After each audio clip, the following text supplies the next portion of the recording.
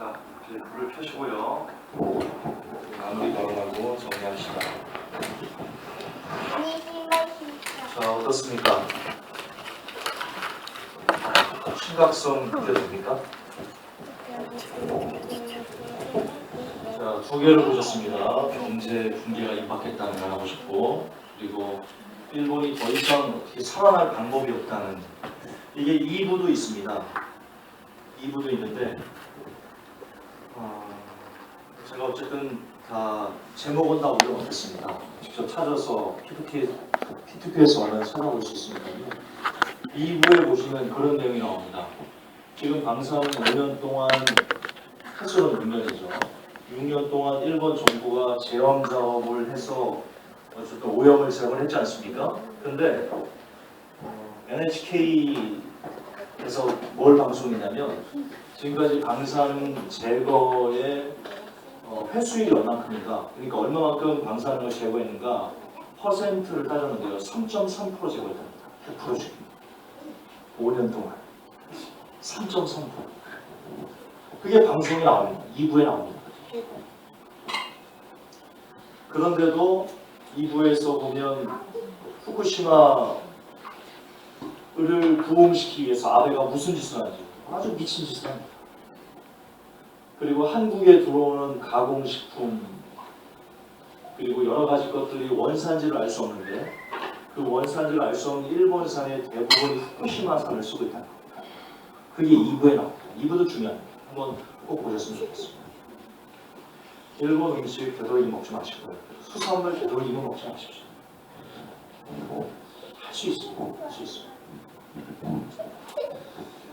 자, 어쨌든 우리가 피할 길은 없다. 경제 붕괴도 그렇고 일본도 그렇고 우리들에게는 우리가 이 땅에 살 수 있는 소망은 없다. 저는 그걸 좀 알려드리고 싶습니다. 여러분 이걸 보면서도 무슨 소망 가질 겁니까?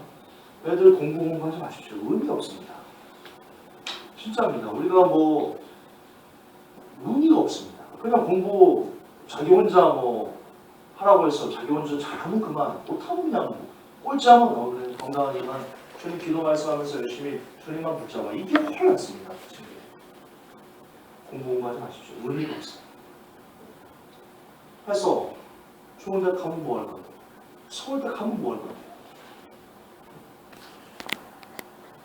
가면 뭐 할 건데? 경제 붕괴한다니까요. 한국은 무너질 수밖에 없어요. 경제 구조가. 우리 인수가 서울대 간다고 잘 먹고 잘 살 것 같습니까? 제가 예언합니다. 잘 먹고 잘 못 살 거예요. 서울대 가면 못 살아요. 나훈이 멘토요. 서울대 경제학 교수가 책을 썼습니다. 5년 안에 삼성이 망한다. 제가 기회가 되면 강의를 하겠습니다. 삼성전자의 망함과 노키아의 망하는 것을 이렇게 비교 분석해가지고 삼성전자가 망할 수밖에 없다. 이런 얘기를 책으로 썼는데 그 중에 하나가 이겁니다. 현재 삼성은 한국 경제에서 특히 전체 상장사들에서 그 영업이익의 30%를 차지합니다. 삼성이 혼자 독식하고 있다고 보시면 됩니다. 삼성이 한국 경제 GDP의 그러니까 삼성 무너지면 한국 무너진다 이렇게 보시면 됩니다. 노키아가 뭐로 불렸냐면 핀란드는 노키아다 이렇게 불렸었습니다. 실제로 옛날에 그렇게 불렸습니다. 핀란드는 곧 노키아다. 점유율이라는 게 있습니다. GDP 점유율이라는 게 있습니다. 한 나라의 그 경제에서 한국 그 기업이 차지하는 그 점유율이 몇 프로인가, 노키아가 가장 그러니까 핀란드는 그 노키아다라고 말할 정도면 노키아가 그 핀란드를 거의 먹여 살린다 이런 의미지 않습니까? 그런 말이 있었어요. 그때 점유율이 4.1이었습니다. 4.1. 그건 경제학 책에 나와 있는 지금 얘기 드리는군요. 4.1이었습니다. 우리나라는 삼성 점유율이 요즘 얼마지 아십니까? 4.9입니다. 4.9. 핀란드는 노키아다라고 했는데요. 그 핀란드는 노키아다라고 했던 1인 기업이 그 핀란드를 지탱하는 GDP 점유율이 4.1%였는데 삼성은 4.9라는 말입니다. 그리고 핀란드와 삼성은 구조가 다릅니다. 핀란드와 삼성은 구조가 다릅니다. 핀란드는 노키아는 무너지면서요. 그 가지고 있는 여러 가지 그 다른 벤처 기업, 수천 개의 벤처 기업들을 키워내는 그런 재정을 지원하고 기술력을 지원할 수 있는 그런 구조가 있었습니다. 한국 삼성이 무너지면 다른 벤처들을 지원할 수 있는 그런 구조인가요? 정말 만만해요. 핀란드 노키아하고는 차원이 다릅니다. 노키아는 곧 핀란드다 라고 했는데도 노키아가 무너지고 핀란드가 견제했던 이유는 바로 그런 보이지 않는 노키아의 힘, 그 안에 있는 전문 인력들을 따로 벤처로 빼가지고 그들이 핀란드를 먹여 살릴 수 있도록 분가시킨 그런 국가적 차원의 혹은 노키아 자체의 어떤 구조가 그렇게 되어 있었습니다. 한국은요, 삼성이 무너지면 그 안에서 누구도 벤처로 자립할 수 있는 그런 구조 자체가 안 됩니다. 우리는 그렇습니다. 인력 따먹기거든요. 하청 해가지고 인력 따먹기. 따라서 우리는 삼성이 무너지면요, 한국은 그냥 무너집니다. 그런데 이 경제학 교수가 말하기를 삼성이 5년 안에 무너질 가능성이 높다. 자, 왜 그러냐? 하나만 짧게 말씀드리고 제가 나중에 다시 전문적으로 강의를 해드리겠습니다. 그건 책을 보다가 강의를 해드리겠습니다. 삼성 그룹이 있습니다. 삼성그룹에 뭐 삼성생명도 있고 삼성물산도 있고 뭐 용인에버랜드도 있고 그런 구조 중에 삼성그룹을 먹여 살리는 삼성그룹 매출의 80%를 어느 계열사가 차지하고 있냐? 바로 삼성전자가 차지하고 있습니다. 다시 말해서 삼성전자 이꼬로 삼성그룹이다 이렇게 보시면 됩니다. 삼성생명 이런 거는 그냥 매출의 깬다는 겁니다. 삼성전자, 삼성그룹이다 이렇게 보시면 됩니다. 그런데 삼성전자는 4개, 4개 그 사업 영역이 있습니다. 휴대폰 반도체 있고 휴대폰 사업이 있고 가전 있죠. 그리고 디스플레이 이렇게 4개. 요 4개에서 먹고 사는 그런 매출을 창출하는 겁니다. 그런데 이 중에서도 3개는요 매우 미약합니다. 유독 삼성전자를 먹여 살리는 유독 하나 핵심 산업이 있습니다. 휴대폰입니다. 휴대폰이 삼성전자 매출의 70%를 차지하고 있습니다.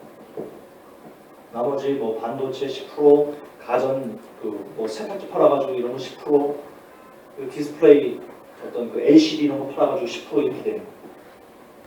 근데 이 휴대폰 사업이 아까도 여러분이 보셨지만 삼성전자의 휴대폰이 중국 시장에서 1위였던 그 점유율이 6위로 추락했고요. 그래서 지금도 이 휴대폰 기술이 다 똑같아졌어요. 중국이나 삼성 휴대폰이나 기술력 차이가 없어요. 지금 예전에는 많이 차이 났거든요. 지금 차이가 없습니다. 삼성 제품이 애플 아이폰하고 큰 차이 있는가요? 큰 차이 없어요. 기술력으로는 이미 이제 토진개지입니다. 문제는 뭐냐? 단가 싸움뿐이 없습니다. 근데 우리나라는 휴대폰의 단가를 낮출 수가 없어요. 낮출 수가 없어요. 답은 뭐예요? 사양사. 휴대폰은 사양사. 그러면 제 논리가 아니에요. 그 경제학자가 쓴 책 그 안에 있는 걸 제가 약간 그 발췌해가지고 말씀드리는 겁니다. 그러면 답은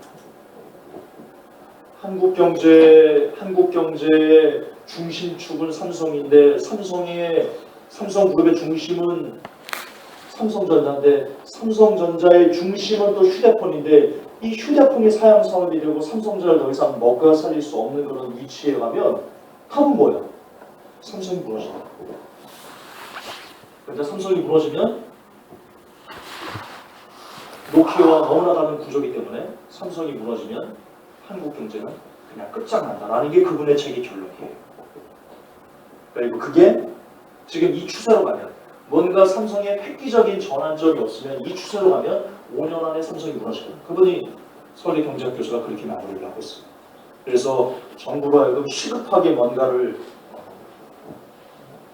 구조조정을 해야 된다라고 이렇게 촉구하면서 책이 끝납니다.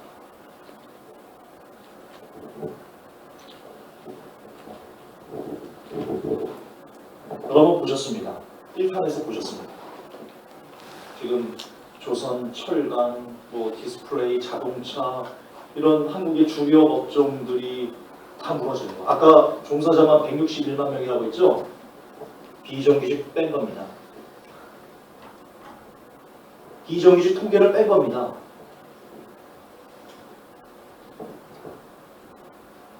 거기까지 통계 넣으면요. 그리고 하청 이런 데를 다 뺀 겁니다.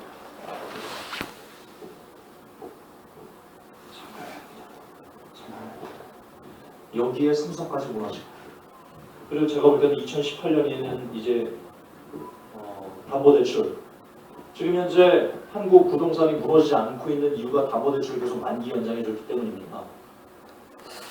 DTI, LTV 막 풀어지고 정부가 빚내가지고 건설사를 떠받쳐주고, 그래서 간신히 지금 산수호흡기로 지금 연명하고 있는 건데요. 제가 은행연합회 관계자분하고 통화한 거 들으셨죠? 2018년이면 더 이상 정부가 주식담보대출, 아니 부동산 담보대출의 만기 연장을 불허한다는 거예요. 이제는 2018년이 되면 무조건 다 원금과 이자를 같이 갚아야 됩니다. 그러면 기존에 지금은 50만 원씩 이자 내던 사람이요, 원금 이자 같이 갚으면요, 그때는요 250만 원씩 받아내는 겁니다.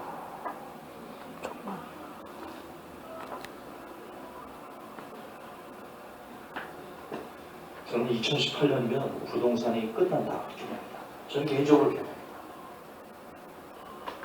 여러분은 진짜 전체절명의 위기에 와 있습니다. 농담이 아닙니다.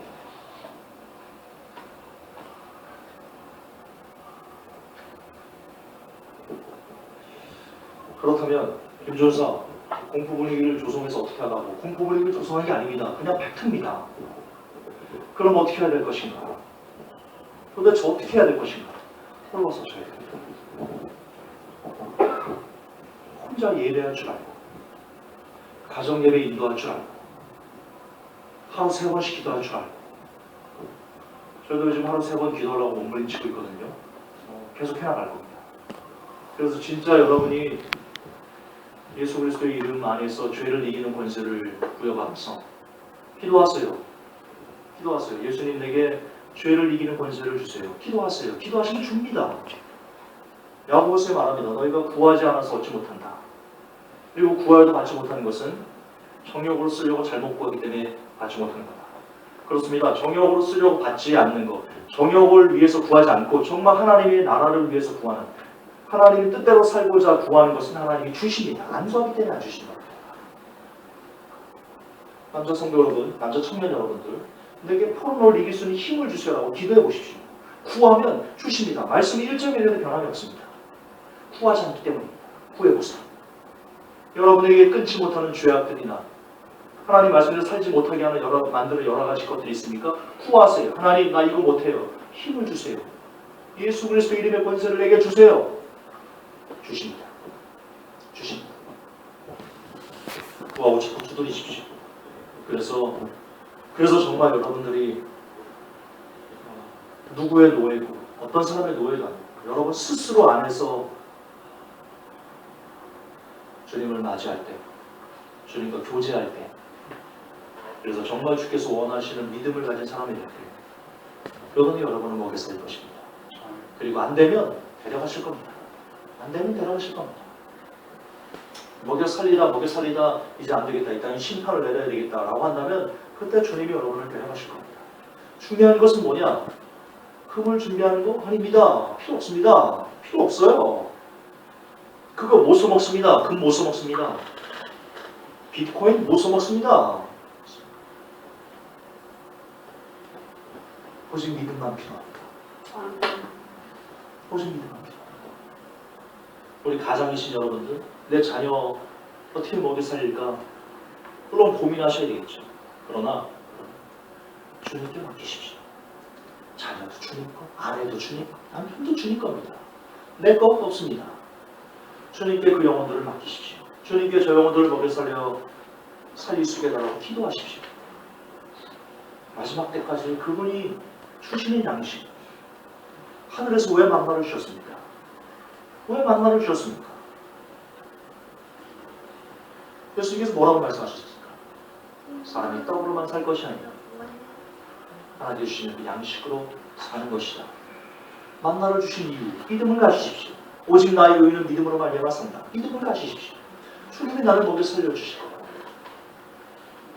중요한 것은 믿음을 갖는 겁니다. 뭔가를 준비하는 게 아닙니다. 중요한 것은 마지막 때 믿음을 갖는 겁니다. 믿는 자가 되는 겁니다. 예수님께서 말씀하십니다. 믿는 자가 어디 있는가? 마지막 때 내가 믿는 자를 찾을 수가 없다. 진짜 믿음을 가지십시오. 그분의 나라와 그의 의를 구하면 이 모든 것을 너에게 더하실 것이다 라는 살아있는 믿음을 가지십시오. 마지막 때 준비는요, 다른 거 아닙니다. 다른 거 아닙니다. 어떻게 하면 내가 진짜 믿음을 가진 자가 되는 거죠? 어떻게 하면 내가 진짜 주님께서 기뻐하시는 사람이 될 것인가를 고민하고 연구하고 애를 쓰는 것. 그것이 마지막 때 준비입니다. 다른 거 없습니다. 이제 주사위는 던져졌습니다. 저는 그렇게 봅니다.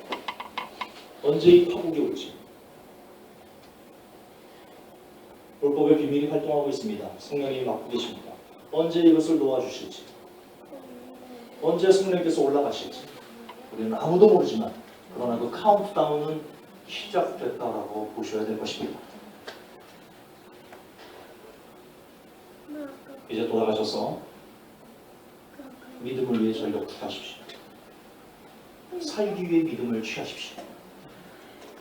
지금은 구원받을 때라 말씀하셨습니다. 아직 성령님이 이 땅에 계실 때, 아직 그분을 붙잡을 수 있을 때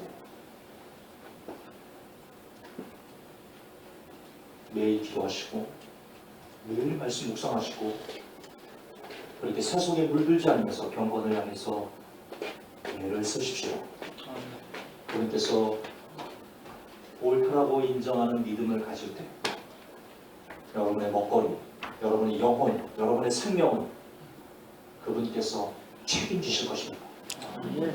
우리 그 믿음을 갖고 마지막 때를 부단히 준비하면서 홀로 서시는 모든 회복된 성도들 되시기를 예수님 안에서 축복합니다. 우리 주기도문으로 오늘 예배를 마무리합시다.